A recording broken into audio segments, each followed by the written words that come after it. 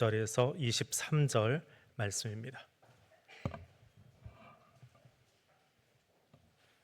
민수기 9장 20절에서 23절 말씀 제가 읽어드립니다. 혹시 구름이 성막 위에 머무는 날이 적을 때에도 그들이 다만 여호와의 명령을 따라 진영에 머물고 여호와의 명령을 따라 행진하였으며, 혹시 구름이 저녁부터 아침까지 있다가 아침에 그 구름이 떠오를 때에는 그들이 행진하였고, 구름이 밤낮 있다가 떠오르면 곧 행진하였으며, 이틀이든지 한 달이든지 1년이든지 구름이 성막 위에 머물러 있을 동안에는 이스라엘 자손이 진영에 머물고 행진하지 아니하다가 떠오르면 행진하였으니, 곧 그들이 여호와의 명령을 따라 진을 치며 여호와의 명령을 따라 행진하고 또 모세를 통하여 이르신 여호와의 명령을 따라 여호와의 직임을 지켰더라. 아멘. 어린 시절에 모래만 쌓여 있으면 거길 쫓아가서 그 모래에다가 손 집어넣고 부르던 노래가 하나 있지요. 불러보실래요?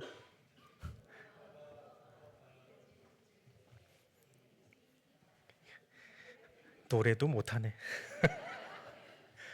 두꺼봐 두꺼봐 헌집 줄게 새집 다오. 어린 시절 놀이터에서 모래 쌓고 물 부면서 그렇게 노래를 불렀건만 반평생이 지나도 여태 새집 하나 없어 신세를 한탄하니 두꺼비가 두꺼는 노래로 화답을 했습니다. 아이야 아이야, 내가 헌집 받고 새집 주는 바보 천치인 줄 아느냐.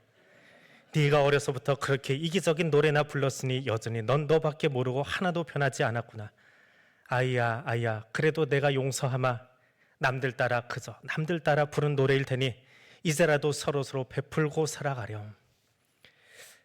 건희 작가라는 분이 그 노래를 가지고 딸에게 지어준 시라고 합니다.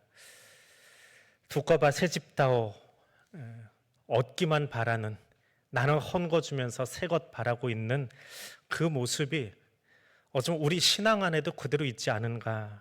그래서 내 뜻대로만 구하려고 하는, 내 뜻을 구하고 내 뜻을 강변하고 이거 해주십시오, 주시옵소서, 주시옵소서. 외국인들이 한국 교회 오면 다른 건 다 못 알아들어도 하나는 알아듣는데요. 주시옵소서. 발음이 좀 특이해가지고 시자 발음이 아주 세게 나가잖아요. 주시옵소서. 아, 그럼 한국 사람들 기도하고 있구나. 한국인의 기도 속에는 이 시옵소서 하는 말이 계속 들어갑니다. 그럼 한번 보세요. 회중기도 하시는 분들이나 어서 기도할 때 들어보십시오. 다 주시옵소서, 주시옵소서. 이게 마지막 문장으로 다 들어갑니다. 그것만 바꿔도 기도가 성숙한다라고 하는 기도 훈련 프로그램이 있기도 합니다. 모세 이야기를 이어가고 있습니다.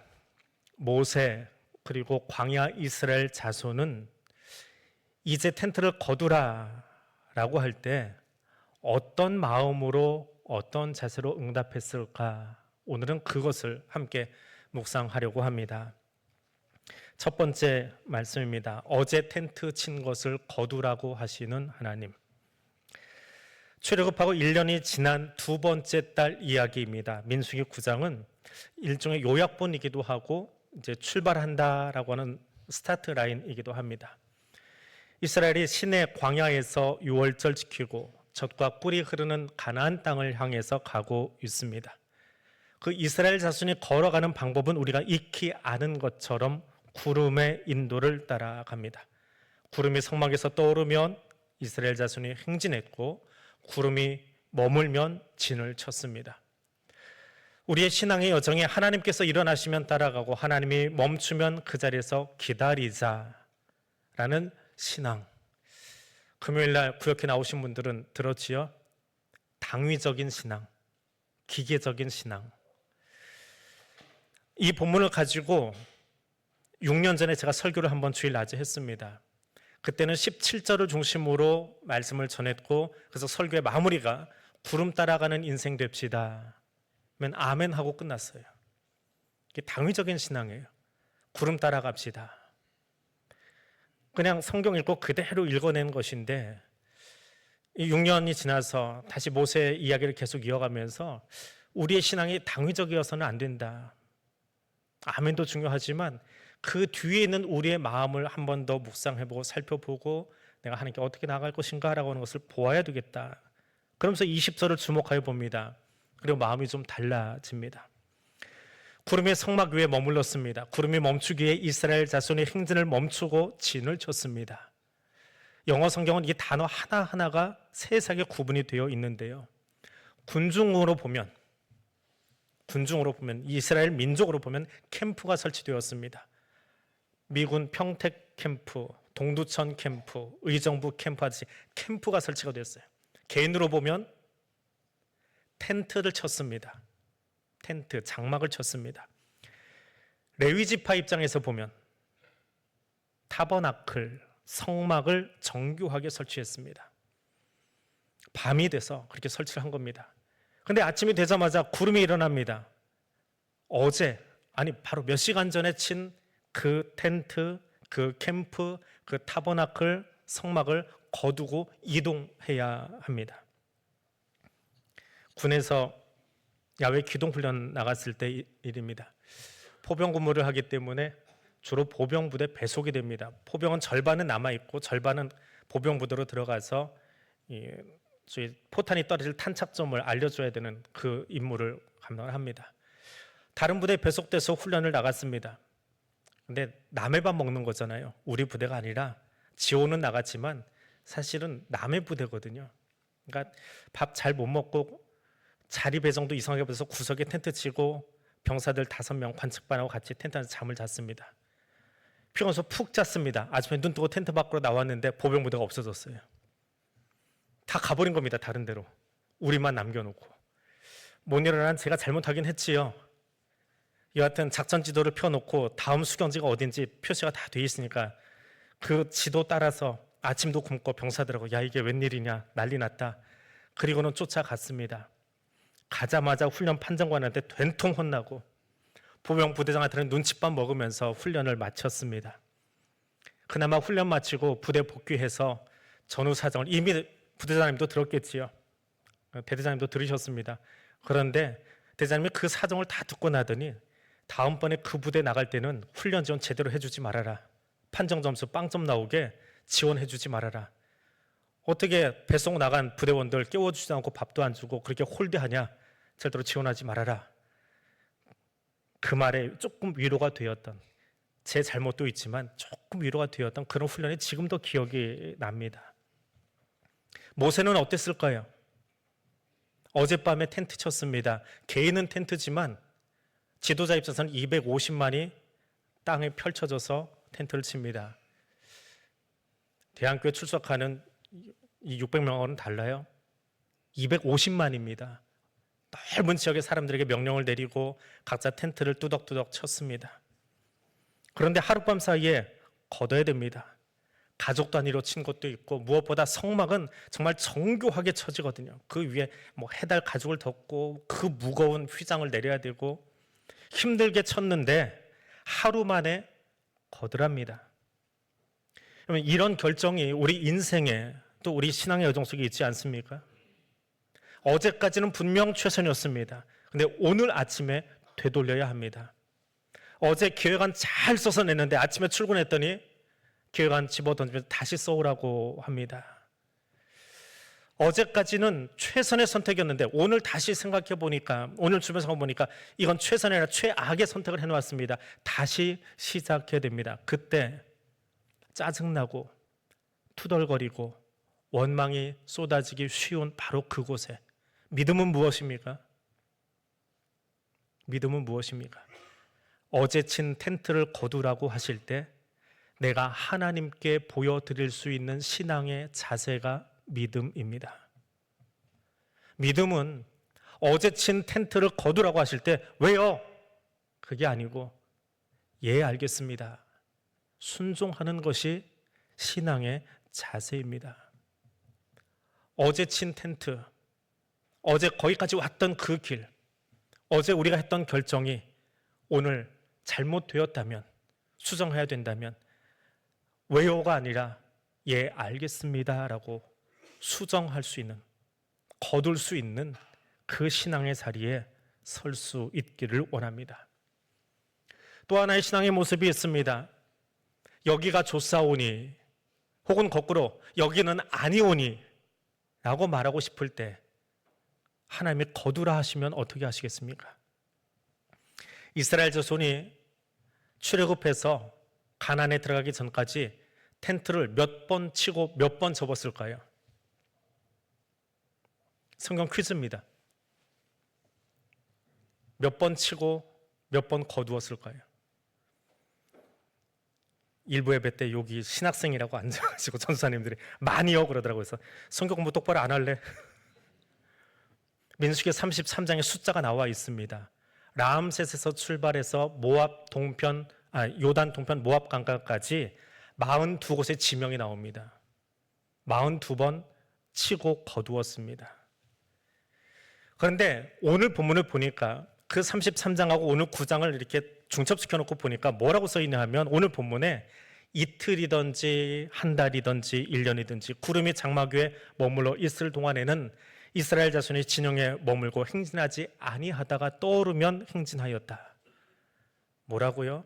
그 42곳 중에 어느 자리는 하루, 어느 자리는 한 달, 어느 자리는 1년을 머물렀더라. 그렇게 42번을 시도 때도 없이 구름이 움직일 때마다 이동을 했더라라고 하는 겁니다.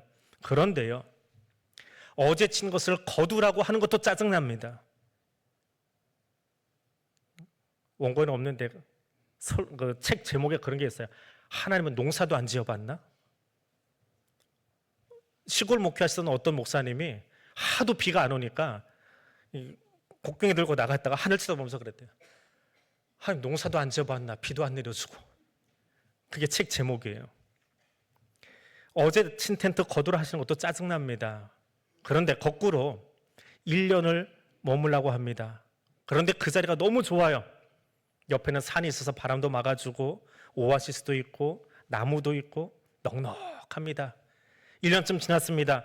그런데 잊고 있었는데 갑자기 성막 위에 있던 구름이 스물스물 일어나기 시작합니다. 이동하랍니다. 어떤 마음이 들까요? 변화산 위에서 제자들이 여기가 좋사오니 하고 말하던 그 말, 그것이 그 250만 백성들의 입에서 나오지 않았을까요? 여기가 좋은데 바람막이도 잘 되고 이 광야 어디 가도 이만한 물도 없고 이렇게 좋은 나무 그늘도 없는데 갑자기 이동하라니. 우리 삶의 사례도 똑같습니다. 이 자리가 좋사오니 여기에 머물고 싶을 때가 있습니다. 이곳에 계속 있고 싶을 때가 있습니다. 그런데 하나님은 그 익숙함을 떠나서 우리의 오래된 관습과 습관과 익숙한 자리를 떠나서 그 떠나는 순종을 요청하실 때가 있습니다. 그때 어떻게 하시겠습니까? 또 다른 것은요, 반대의 경우입니다. 구름 따라 이동했는데 텐트 칠 만한 장소가 나오질 않는 겁니다. 군대 이야기 자꾸 해서 죄송한데요, 앞에 이야기는 제 실수담이라고 한다면 뒤에 것도 머릿속에 정말 콱 들어와 있는, 아직도 남아있는, 그것도 행군할 때 있었던 일입니다. 그날 비가 무지하게 왔습니다. 그런데 이 군대가 행군을 하잖아요. 그러면 훈련을 하는 장소가 있어요. 그래서 가보면 이미 다른 사람이 훈련을 한 번 더 하고 지나갈 게 땅에 어느 정도 정리가 되어 있습니다. 근데 그날 그 자리는 누가 훈련을 안 왔었나 봐요. 산자락인데 대대병력이 한 500명이 들어가서 텐트 치고 자야 되는데 정리가 하나도 안 돼 있어요. 나뭇가지도 그대로, 나무도 그대로. 거길 어떻게 정리하고 하라고 들어가랍니다. 비는 오고요. 이미 비는 쫄딱 젖어가지고 여기다 텐트 치라고요? 비 오는 날 텐트 쳐보셨지요? 쳐보신 적 있지요? 텐트 치나 만합니다. 어떻게 그냥 위에 받쳐놓고 머리 가리는 거 씌우고 밑에 판 깔았는데 그 안으로 꾸역꾸역 들어갑니다. 그랬더니 몸에 젖은, 그 비에 젖은 몸이 들어가니까 텐트 안이 이미 물바다예요. 거기 어떻게 누워 잡니까? 같이 갔던 병사들에게 5명 항상 인솔하고 다니는데, 얘들아 오늘은 군장 벗지 말자, 이대로 자자. 우리 누웠다가는 이 짐까지 다 젖겠다. 그냥 그 배낭, 군장이라고 표현하죠. 군장 그대로 메고 병사들하고 남자 5명이 그 밤에 다 끌어안고요. 놓치지 않고 손깍지 끼고, 그리고 밤을 새며 그 빛 속에서 엉덩이는 푹 들어 잠을 잤습니다. 그 행군이 잊혀지지가 않습니다. 그런 자리에 빨리 떠나고 싶지요. 비가 빨리 그치든지 빨리 이 수경이 끝나고 내일 아침이 돼서 이 자리를 떠났으면 좋겠는데 이스라엘에 하필 자리 잡은 곳이 바닥은 돌멩이 투성이에요. 다른 것보다 전갈도 더 많이 나타나고 독사도 더 많이 나타나고 바람 막아주는 것도 없는 이상한 자리에다가 구름이 멈춰버렸습니다. 어찌합니까? 빨리 좀 떠났으면 좋겠다. 내일 아침이라도 구름이 이동했으면 좋겠다 하는데 그 구름이 이동을 안 해요. 그 구름이 꿈쩍도 안 해요. 엉덩이는 박이고 힘들어 죽겠는데 이동을 안 합니다. 어떻게 됩니까? 여러분, 전자가 되었건 후자가 되었건 야속하기는 매 한 가지입니다. 인간적으로는 이해가 되지 않습니다. 그런데 신앙은 감정의 영역이 아니라 순종의 여정입니다. 우리는 마음속으로 이야기합니다. 하나님, 여기가 좋사오니. 그런데 하나님 어떻게 이해하세요? 아니야, 일어나, 내가 가자 하는 곳으로 가자 하십니다. 좋아서 떠나기 싫을 때가 있고 불편해서 당장이라도 떠나고 싶을 때 이 자리는 내 자리가 아닌 것 같은데 구름이 움직이질 않습니다. 내 마음처럼 움직여주질 않습니다. 구름 따라 가는 인생, 구름대로 가는 인생, 그것은 아무 생각 없이 구름 보고 맹목적으로 가는 여정이 아닙니다.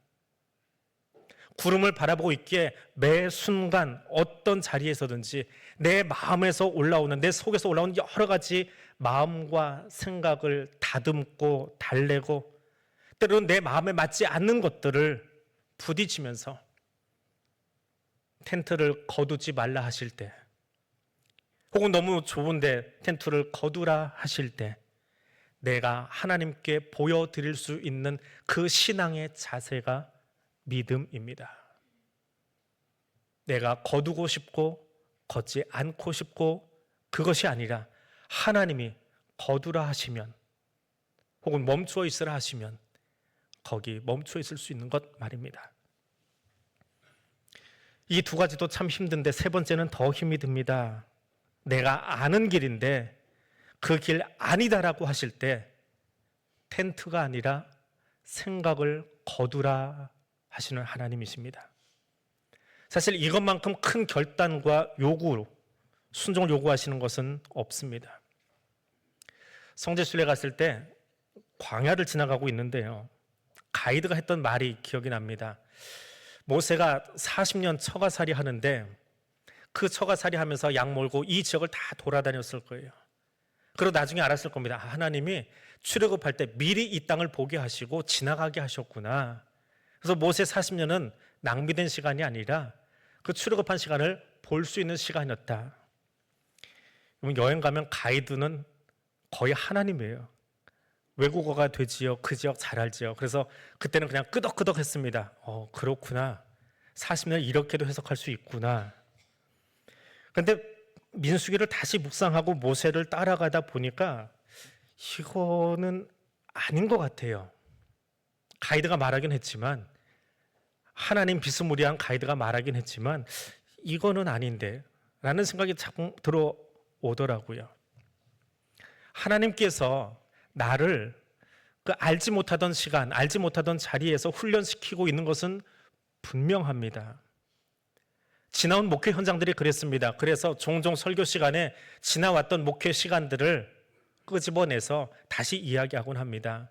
제주도, 속초도 제가 지나왔던 교회들을 이야기하곤 합니다. 그런데요, 어떤 심리학자가 그렇게 이야기합니다. 사람은 지나간 추억을 아름답게 포장하려고 하는 심리가 있답니다. 왜 그렇게 할까요? 과거가 힘들었어라고 하면 현재는 살고 싶지 않아요. 죽고 싶어요.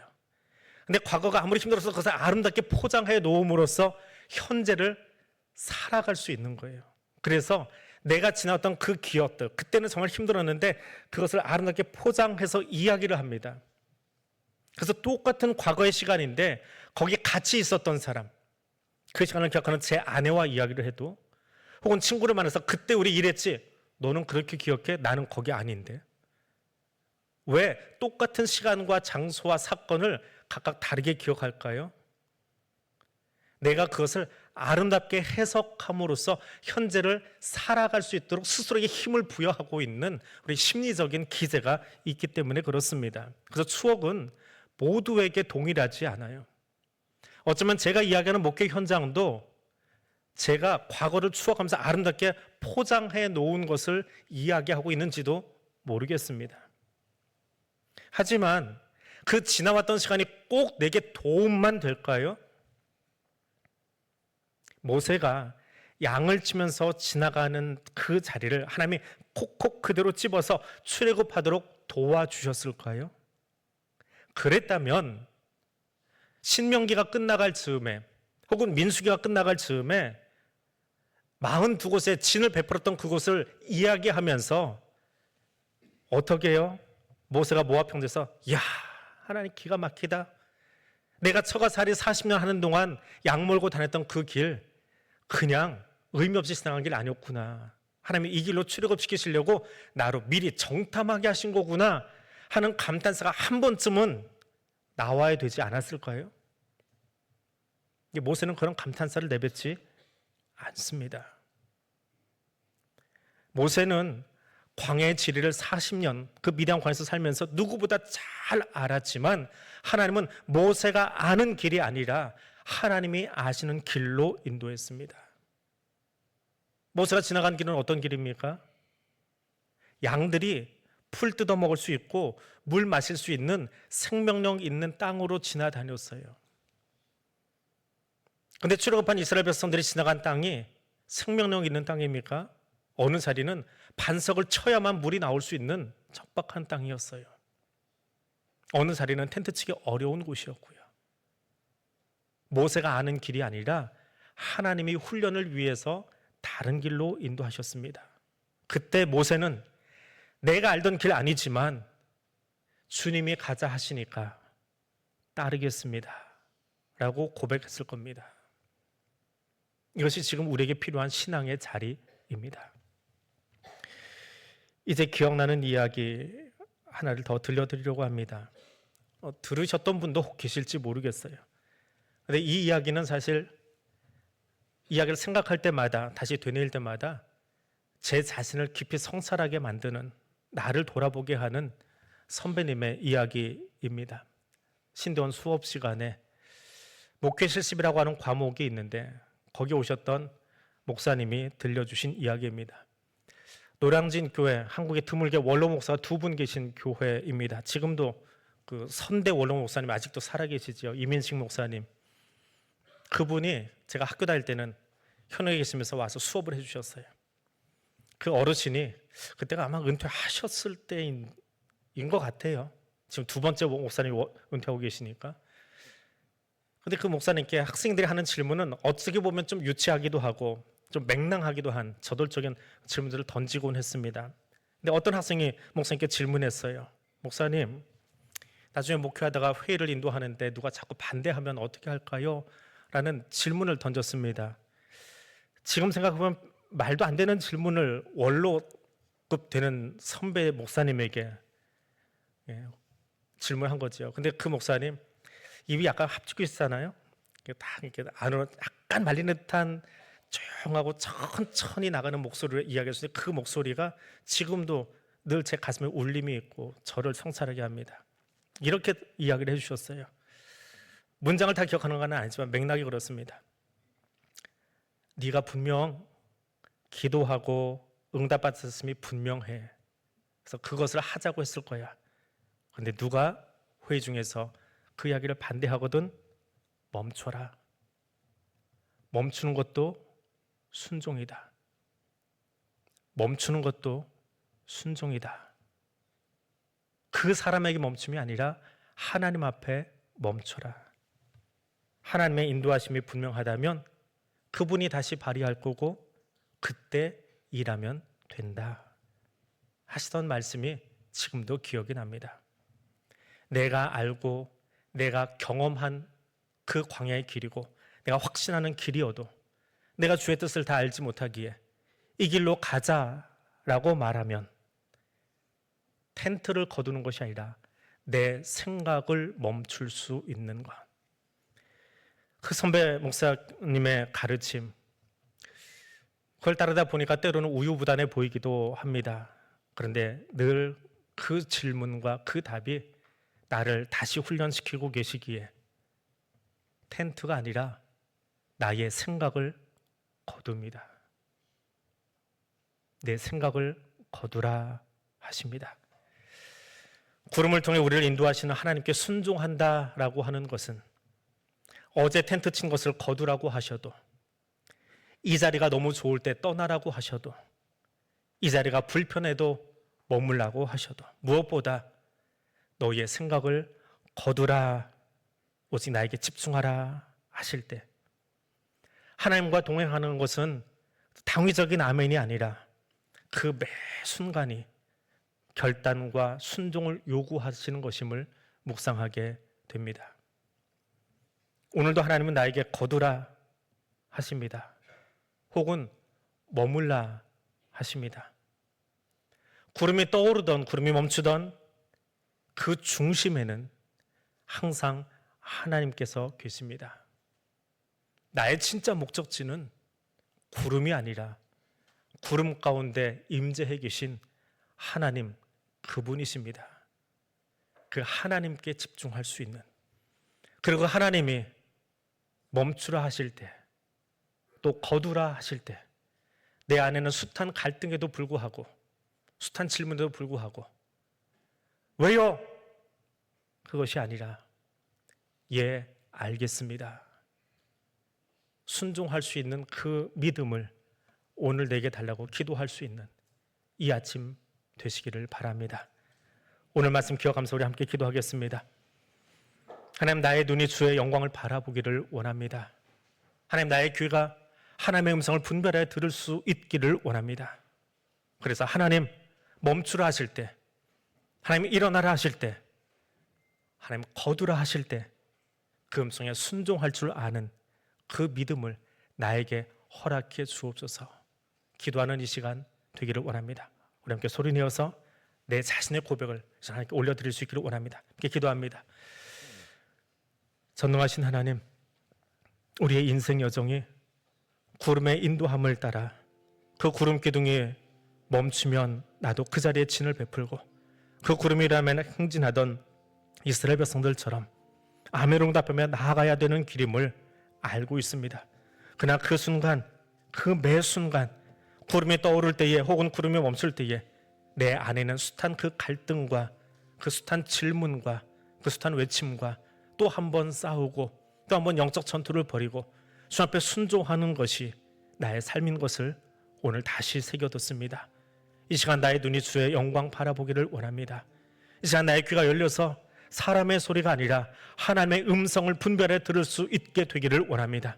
그 주님 말씀하심에 멈추라 하시면 거기 멈추고, 일어나라 하시면 일어날 뿐만 아니라 너의 그 생각을 거두라 하실 때 순종할 수 있는 믿음을 주님 나에게 허락하여 주옵소서. 그래서 주님이 기뻐하시는 그 믿음의 자리에 오늘 내가 설 수 있도록 성령님 우리를 도와주시옵소서. 여호와 이레 하나님, 하나님께서 우리를 위하여 가장 아름다운 곳으로 예비하시고 인생과 신앙의 여정을 인도하심을 믿습니다. 광야의 백성들이 구름이 떠오르고 멈출 때에 맞춰서 행진하던 여정이 얼마나 많은 갈등과 고뇌와 결단이 필요한 것인지를 들었습니다. 막연한 아멘이 아니라 나의 경험과 지식과 불편함과 편안함까지도 내려놓고 구름 가운데 임재하신 하나님께만 집중해야 따라갈 수 있는 길임을 들었습니다. 이제 나의 눈과 귀와 삶이 여호와 이레 하나님께만 집중하고 싶습니다. 불편함 속에 투정하는 것 버리고 내 생각과 경험 강변하는 것 멈추고 하나님께서 서라 하신 곳에 서는 신앙의 용기를 주시기를 구합니다. 오직 주의 인도하심에 매여 사는 자 되기를 원합니다. 성령 하나님, 이 삶을 살아가도록 견인하여 주옵소서. 예수님 이름으로 기도드립니다. 아멘.